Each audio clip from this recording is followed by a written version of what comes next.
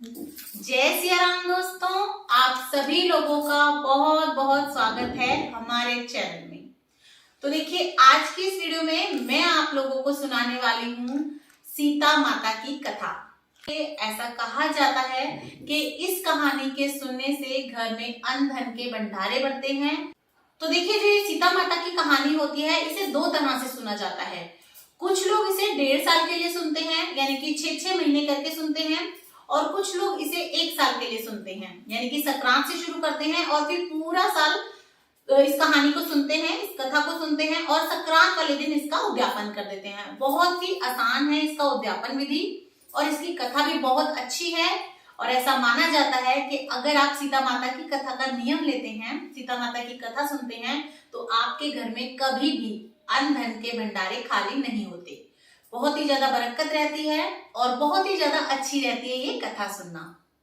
तो आज की इस वीडियो में मैं आपको कथा सुनाने वाली हूँ, लेकिन उससे पहले मैं आपको बता दूं कि ऐसा जरूरी नहीं है कि आपने अगर 1 साल ये कथा सुन ली है तो आप और दोबारा नहीं सुन सकते, आप बाद में भी सुन सकते हैं।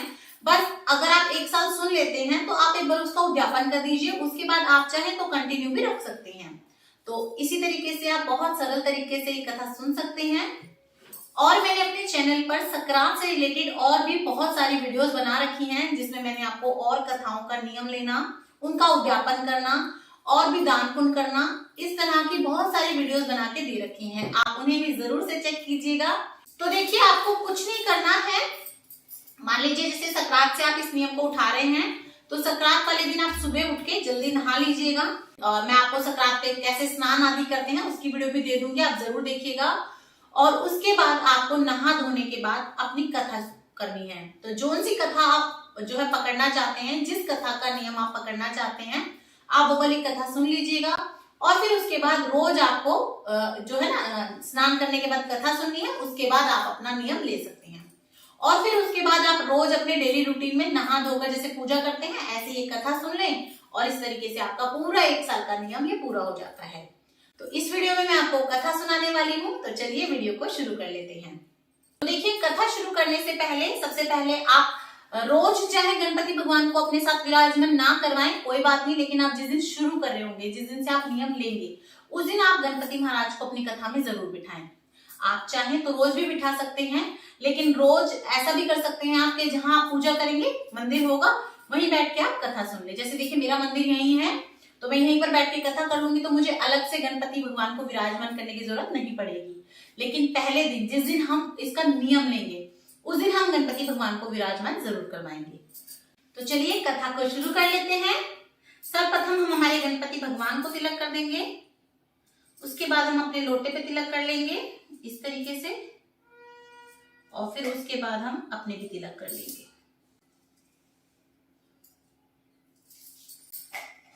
थोड़े से हम चावल ले लेंगे इस तरीके से हाथ में, क्योंकि देखिए, कोई भी कथा जब आप सुनते हैं तो आप हाथ में चावल जरूर ले, या कोई भी दाने आप जरूर ले।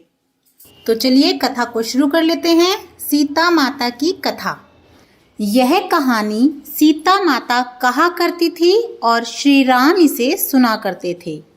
एक दिन श्री राम भगवान को किसी काम से बाहर जाना पड़ा, तो सीता माता कहने लगी कि हे भगवान, मेरा तो 12 वर्ष का नित्यनेम का नियम है। आप बाहर चले जाएंगे तो मैं अपनी कहानी किसे सुनाऊंगी। श्री राम ने कहा कि तुम कुएं की पाल पर जाकर बैठ जाना और वहाँ जो औरतें पानी भरने आएंगी उन्हें अपनी कहानी सुना देना। सीता माता कुएं की पाल पर जाकर बैठ जाती हैं। एक स्त्री सोने का घड़ा हाथ में लिए और रेशम जरी की साड़ी पहनकर वहां आती है। सीता माता उसे देखकर कहती हैं कि बहन, मेरी 12 वर्ष की नित्यनेम की कहानी सुन लो। वह स्त्री बोली कि मैं तुम्हारा नित्यनेम सुनूंगी तो मुझे घर जाने में देर हो जाएगी और मेरी सास मुझसे लड़ेगी और मेरा सारा काम भी छूट जाएगा। उसने कहानी नहीं सुनी और चली गई। उसकी रेशम जरी की साड़ी फट गई। सोने का घड़ा मिट्टी के घड़े में बदल गया। सास ने देखा तो पूछा कि ये किसका दोष लगाकर आई है। बहू ने कहा कि कुएं की पाल पर एक औरत बैठी थी उसने कहानी सुनने के लिए कहा, लेकिन जब मैंने मना कर दिया और कहानी नहीं सुनी, इसी कारण से यह सब हुआ और उसी का यह फल है। सास बोली, ठीक है बहू, ये घड़ा और ये रेशम जरी की साड़ी तुम मुझे दे दो। बहू ने भी साड़ी दे दी। अगली सुबह सास वही रेशम जरी की साड़ी पहनकर और वही मिट्टी का घड़ा लेकर कुएं की पाल पर चली गई। उन्हें वहाँ सीता माता मिली। सीता माता कहने लगी कि मेरी कहानी सुन लो। सास बोली, एक बार छोड़ 4 बार सुनूंगी। सीता माता ने भी कहानी शुरू करी। सीता माता ने कहानी सुनाई। सीता माता ने कहा, राम आए लक्ष्मण आए, देश के पुजारी आए, नित नेम का नेम लाए, आओ राम बैठो राम, तपी रसोई जीमो राम, माखन मिश्री खाओ राम, दूध बताशा पियो राम, सूत के पालक पोढ़ो राम, शाल दुशाला ओढ़ो राम, शाल दुशाला ओढ़ो राम। जब बोलूँ मैं राम ही राम, राम सवारे सबके काम, खाली घर भंडार भरेंगे, सबका बेड़ा पार करेंगे। जय श्री राम, जय श्री राम, जय श्री राम। सास बोली कि बहन, कहानी तो बहुत अच्छी है। कहानी सुनकर जब सास घर लौट आई तो उसकी साड़ी फिर से रेशम जरी की बन गई, मिट्टी का घड़ा फिर से सोने का घड़ा हो गया। बहू कहने लगी, सासू माँ, आपने ये सब कैसे किया?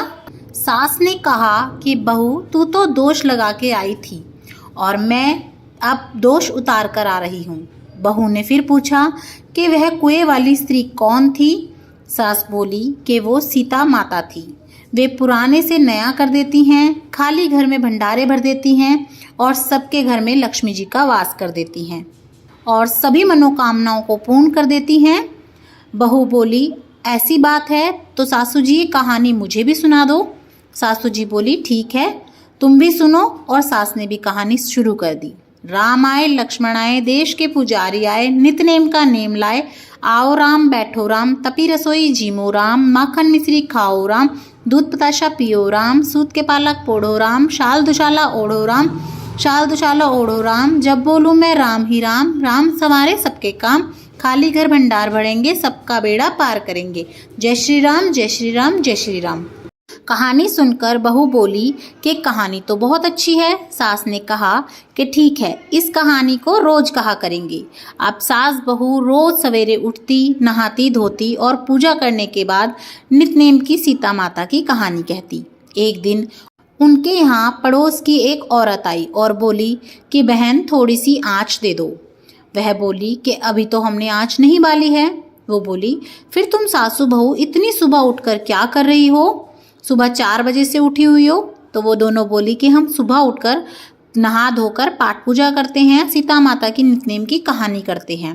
पड़ोसन ने उनकी बात सुनकर फिर कहा कि सीता माता की कहानी, ये क्या होती है? इससे क्या फ़ायदा होता है? वो बोली, इस कहानी के करने से घर में भंडारे भरते हैं, अन्न धन में वृद्धि होती है, सारे कार्य सिद्ध होते हैं, मन की इच्छा भी पूरी होती है। पड़ोसन कहती है कि बहन, ऐसी कहानी तो मुझे भी सुना दो। फिर वो सासू बोलती है, ठीक है, लो तुम भी सुन लो। फिर सास ने उसे वही कहानी सुनाई। सारी कहानी सुनने के बाद पड़ोसन कहने लगी, बहन, कहानी तो बहुत अच्छी लगी। अब उस पड़ोसन ने भी सुबह उठकर नित्य की सीता माता की कहानी कहना शुरू कर दिया। कहानी कहने से सीता माता ने पड़ोसन के भी भंडारे भर दिए। पूरे मोहल्ले में नित्य की कथा चल पड़ी। हर किसी की मनोकामना पूर्ण होने लगी। हे सीता माता, जैसे आपने उनके भंडारे भरे, वैसे ही आप हमारे भी भंडारे भरना, कहानी सुनने वालों के भी और कहानी कहने वालों के भी। बोलो सीता माता की जय, श्री रामचंद्र भगवान की जय। तो इसी प्रकार से हमारी सीता माता की कहानी संपूर्ण होती है। अब जब आप कथा सुन लेंगे, कथा सुनने के बाद आपको क्या करना है, ये जो चावल के दाने हैं, आप इसी से थोड़े से चावल के दाने अपने लोटे में डाल दें और इस लोटे से हम सूर्य भगवान को अर्घ दे देंगे। तो इसी तरीके से आप भी सीता माता की कथा का नियम ले सकते हैं। और अगर आपको मेरी वीडियोस पसंद आ रही हैं, मेरा चैनल अच्छा लग रहा है, तो कमेंट बॉक्स में जय सिया राम लिखना बिल्कुल भी मत भूलिएगा। ज्यादा से ज्यादा शेयर कीजिएगा ताकि किसी के काम आ सके। देखने के लिए बहुत बहुत धन्यवाद। जय सिया राम।